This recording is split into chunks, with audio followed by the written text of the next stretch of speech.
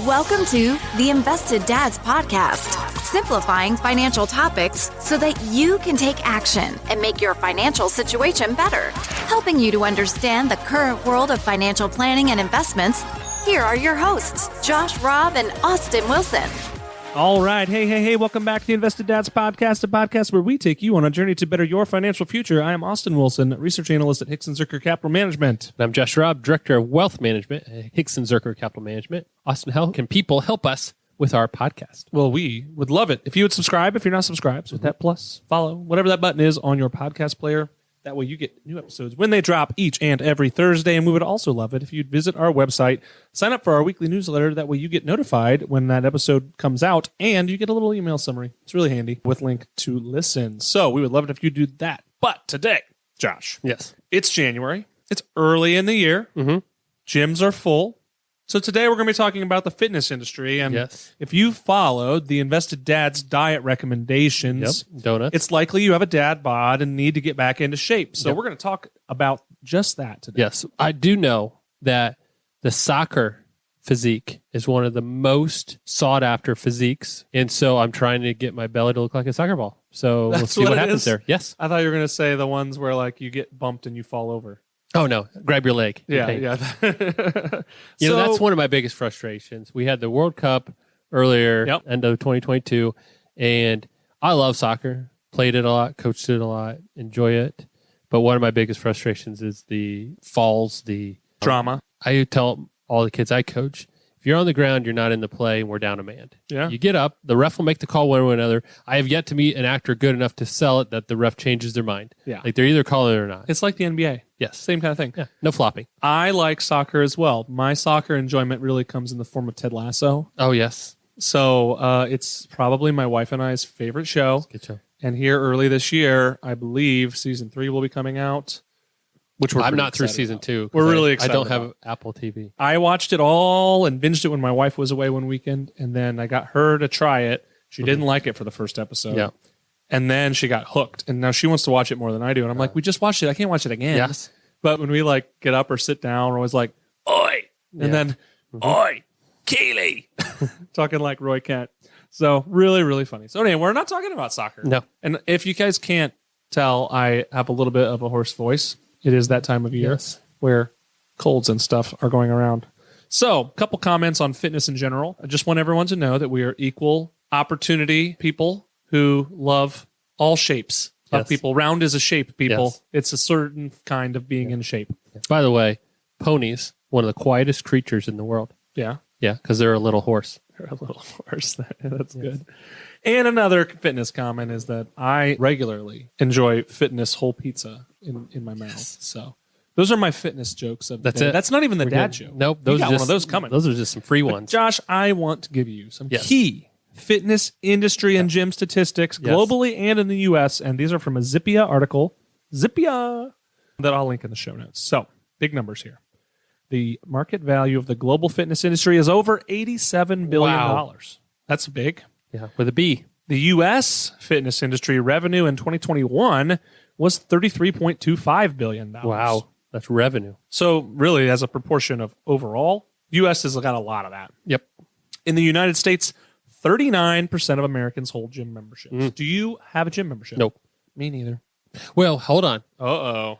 I wonder what that percentage, for instance, we have a subscription to a app, Peloton app. We don't have a Peloton bike, but you can subscribe to the app. I believe this does not count Just gym memberships. Yeah. Okay. Because we pay a monthly for that subscription to use the trainers. You know, And, for not only just the bike, but also they have strength, all focus. things. Yep. I would So, say the same. we because have that. We have the Apple One bundle, which has Apple Fitness Plus, which I use all the time. Not included in it. Yep. 39%, so 4 out of 10 Americans have gym memberships. Between now and 2028, the fitness industry is expected to grow 171.75% to $434.74 billion. That's a bunch of growth. And from now until 2028, the online fitness industry, that's where you're coming in, is expected to see a growth of 33.1% per year. Okay. That's part of that 171, I assume. Exactly. Yep. Lots of growth happening. So let's talk about some fitness industry trends and projections. Yes. So fitness industries have been growing at a rate of 8.7% the past few years. Prices for gym memberships and exercise programs are not necessarily getting higher, but rather more and more people are choosing to prioritize their physical health. Good. That is a good thing. I think we should all spend a little bit more time prioritizing our physical health. Probably should. So many people realize that the benefits of physical fitness go beyond the obvious weight loss and more energy. Awesome. And it can improve your mental health as well. Yep. And I think health companies are realizing that too. Yeah. That if they can encourage positive behaviors, there's less cost down the road. So I think actually, push and trend. Our insurance company, United Healthcare, that we use, you can get Peloton subscription for free. Mm-hmm. Yeah, 1 year. Yeah, I think it was maybe Apple Fitness Plus or something too. Mm-hmm. There was some promos because they're like, oh, hey, let's get people moving. Yeah, you're working out. It's going to make actually less cost for us. That's right. Which is super good. Between 2011 and 2019, the revenue for gyms and health centers in the United States consistently rose each year. That's a long span there. And unfortunately, in 2020, revenue dropped drastically due to the pandemic and all the social distancing rules. I mean, gyms were closed. But they were kind of offset somewhat by the rise in online fitness programs. Yep. And we saw in 2021 that revenue for gym memberships rebounded and was on the rise once again. Good. The fitness industry revenue declined by 32.45% in 2020, but rebounded to 0.55% below, so very close, pre-pandemic levels. Just a 0.5% below where they were. Right. Gotcha. So you're essentially in line with 2019 levels in 2021. Yeah. So just 1 year blip. That's great. The health industry that was hit the hardest during 2020 and 2021 were gyms and health centers, which makes a lot of sense. Even at the end of 2021, they were still down 22.5% from their revenue levels in 2019. Yeah. So they were just made up for it in other areas of the health industry. And, obviously the online probably being a big piece of that. Exactly, because the online fitness industry was up 66.32% by the end of 2021 compared to pre-pandemic levels. Yeah. So big moves there. And by the end of 2028, the expected revenue for the fitness industry in the United States is expected to be $434.74 billion. Wow. Big growth. Big billions. That's a B. Mm-hmm. The projected trend shows annual growth of 33.1% from 2021 to 28. Yep. By 28, the fitness industry will have grown 171.75%. The fastest growing segment in the industry is the online and digital fitness industry, expected to grow 640%. Wow. From 21 to 2028. That's crazy. And by 2030, there are predictions that the fitness industry will have 230 million members. Wow. That's also a lot. Currently, the United States has the largest gym industry revenue in the world. And if the U.S. wants to retain its leadership in the fitness industry, it would need to increase by 15.6 million members by 2030, or 1.33 million new gym members per year. Interesting. So continually adding people is key. Yes. The online and digital fitness industry is expected to grow at a 33.5% compound annual growth rate from 2020 to 2027. It is noteworthy that this is due largely to the fact that many prefer virtual fitness solutions because of the convenience factor of being able to exercise from your own home. And that's something that I feel strongly about because I spent a little bit of money to put together a nice gym setup in my basement. I even have a TV and an Apple TV so I can watch Ted Lasso workouts. Okay, Ted Lasso sometimes. But watch Apple Fitness workouts and do all of my stuff without having to leave my house. Because that's one barrier I don't have to face is the choice to go somewhere. Yes. And I live really close to the Y. So I could get there, but it's just so much easier to do it from your own home. It is. And then you can shower. You don't have to worry about all that. Just easy. Convenient. Absolutely. So let's talk about some fitness industry statistics by gym members and fitness consumers. There are 64.19 million Americans who are members of a gym or health club. Mm-hmm. That's a chunk. That's a good chunk. So this equates to about 19% of the population in the U.S. having a gym membership. About 49.9% of Americans go to the gym at least twice a week. Oh, interesting. Wow. That's more than I would have expected. The average American spends less than $30 per month on a gym membership in the U.S. That's when good. you think of things like Planet Fitness, like $10 probably makes a lot of sense there. The price can vary on the location, types of equipment and classes, and the facility. Budget gyms can cost as little as $10 per month, whereas elite fitness gyms can be as much as $100 a month. And aside from the monthly fee, you can expect to pay other fees like initiation and annual fees and all kinds of things. Or if you have a membership, but then you pay to have a trainer, those type of things. That's probably extra. Or to get your protein powder.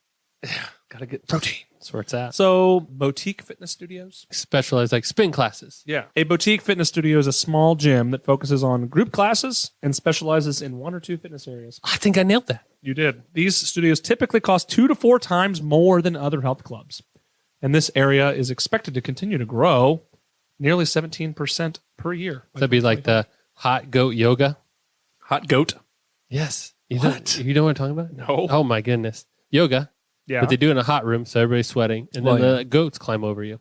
So That's pretty real? exciting. It's a real thing? I'll Google it. Oh, man. I don't know if I want to. All right. So let's break it down by demographics, really by generations. Ah, yes. So only 14% of Gen Zers, so those are babies, go to the gym. Whereas the greatest generation, the millennials. You wait, pause. Gen Z, they don't need to yet. I know. Because Their think back when metabolism's you're still like kicking. 18 years old and you're like, man. life is great. I eat whatever I want know. and I'm as healthy as I can be. Yeah. Yep. Okay, go on. Millennials, the greatest generation, obviously. Yeah.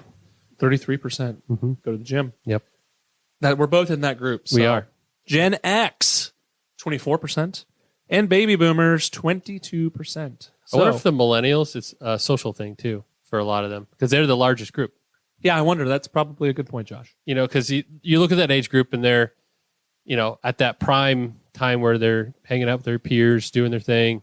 You got your Gen Xers who are in the later stages and are like, you know what, I could probably still need to work out, but can do this at home. And then the baby boomers are probably coming back around and they're like starting to think They're about like, "Oh, my hip's back." the silver sneakers group or whatever. My dad calls those Q-tips Yes. because they got white hair on the top and white New Balances on the There you bottom. go. Q-tips. Nothing wrong. White New Nothing. Balances. There is something wrong with the white New Balance. All right. I got a couple dad jokes for Bring you. it. These are workout-related dad jokes. That's All what I right. was hoping. All right. So there is a new machine at the gym. Yep. Unfortunately, it's made my health worse. Oh, no. Yeah. It's the vending machine. That's good. Yeah. And then one more for you. Do you know there's another place you can work out? It's your hairdressers. You What can do do a they lot do? of curls there. You can do a lot of curls. A lot of curls there. Man, that's good stuff. There it is. There it is. Couple for you. Workout Hey, dad curls jokes. are good. All right, some more statistics. Mm-hmm. There are 32,270 health and fitness clubs in the U.S. Wow.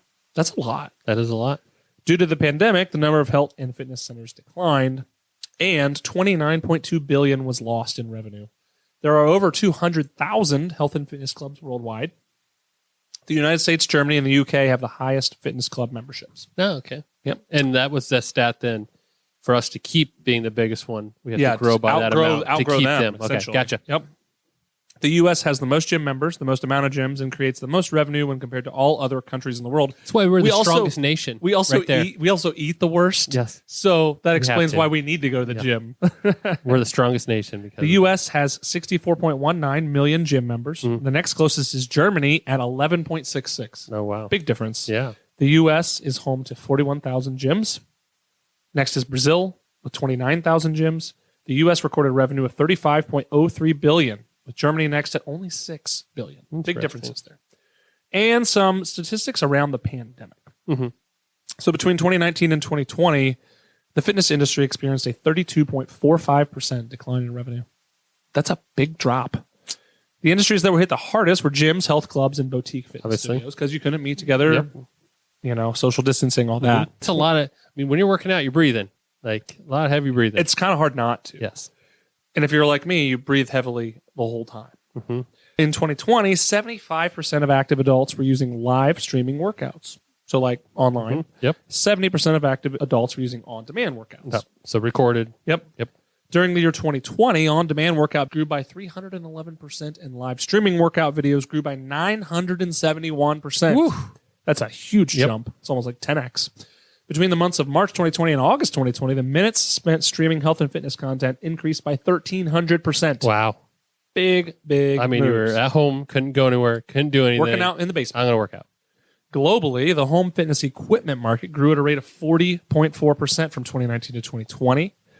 This market went from $6.76 billion in 2019 to $9.49 billion in 2020.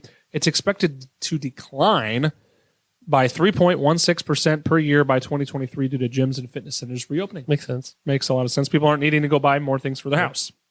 By the end of 2021, the global fitness industry revenue had rebounded to pre-pandemic levels, as we talked about earlier. In 2020, revenue was a huge hit, like I said, 32% down, only $107.48 billion. And online only, fitness industry was worth $6 billion in 2019. but since the pandemic has grown by 77.33%, the fastest growing market in the fitness industry, and now there are a ton of options available online. So that is some statistics about the fitness industry and some of the changes and challenges they had to go through the pandemic. But the question I have for you, Josh, what do you do to maintain your excellent physique? Oh man, excellent physique. You know, the older I get, the harder it is. I'm not in great shape to begin with. I'm okay, but I'm not in great shape.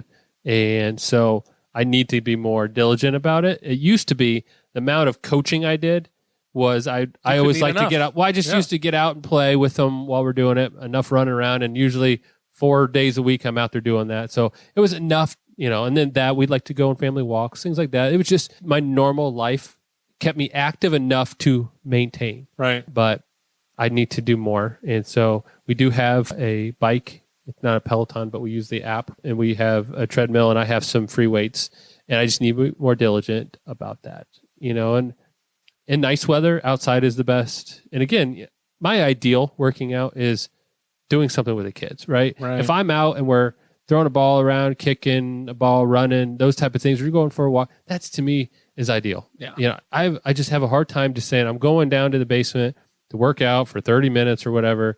Just seems like a waste to me. So I struggle, Austin. I do. Hey, that's okay. But I wasn't trying to call you out. Oh, it is fine. But like I said, when I'm in my normal active life, because I will say I'm a pretty good eater when it comes to what I eat.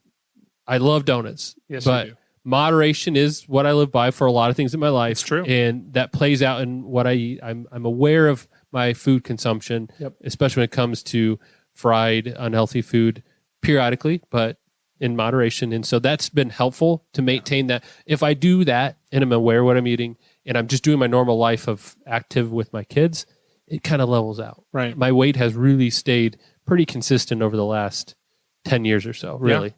That's good. Fluctuates, but within a range, and I'm okay with that. That's good.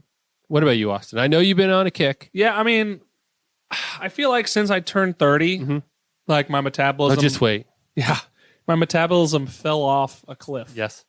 And I have to be a lot more intentional, especially when it's cooler out. Like we like to take our walks every day, but we can't do that when it's 20 degrees out. When it's freezing. No Winter, one's happy January. about that. No, nobody walks. So I have to work out intentionally. And the only option, because I'm unwilling to sacrifice time with my family to work out, is I have to get up really early, and I try and do it 5 days a week. Yeah. Here's an idea. Here's an idea. Work out in your sleep. No, a wider treadmill for two people to walk together. Inside. Man, I'm going to patent that thing.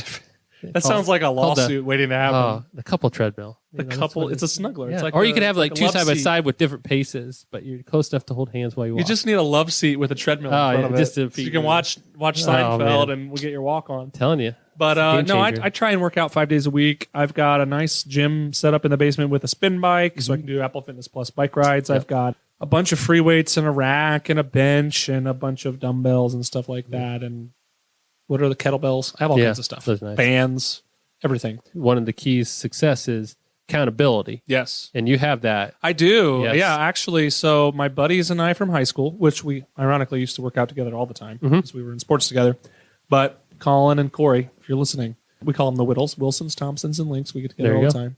But anyway, we use the Marco Polo, the app, where it's like video chat. Every day when we complete our workout, we send each other a message and we congratulate each other. Accountability. Keep each other That's accountable. Key. And we're not too hard on each other that often. If you skip a day. We all have kids now and it's hard. But so try and do that 5 days a week. Try and mix in a little strength, a little cardio. Don't forget leg day. Yes. Core is key. Core is key. I do core on every lifting day.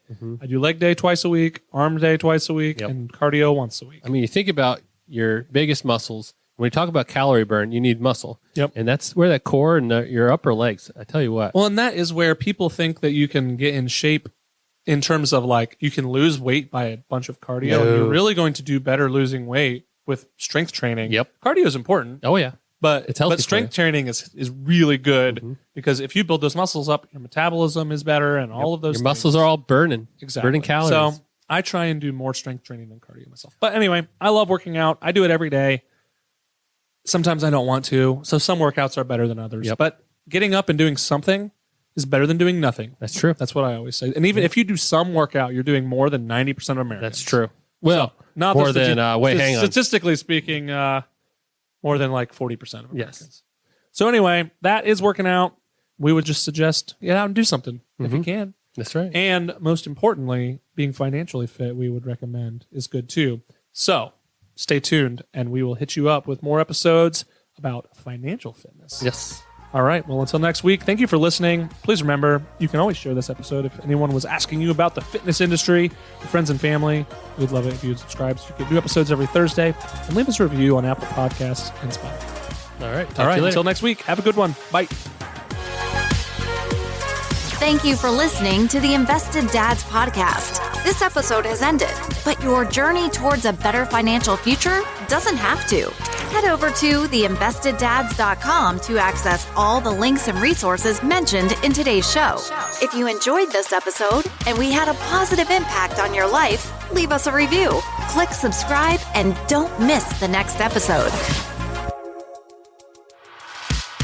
Josh Robb and Austin Wilson work for Hicks & Zerker Capital Management. All opinions expressed by Josh, Austin, or any podcast guests are solely their own opinions and do not reflect the opinions of Hicks & Zerker Capital Management. This podcast is for informational purposes only and should not be relied upon for investment decisions. Clients of Hicks & Zerker Capital Management may maintain positions in the securities discussed in this podcast. There is no guarantee that the statements, opinions, or forecasts provided herein will prove to be correct. Past performance may not be indicative of future results. Indices are not available for direct investment. Any investor who attempts to mimic the performance of an index would incur fees and expenses which would reduce returns. Securities investing involves risk, including the potential for loss of principal.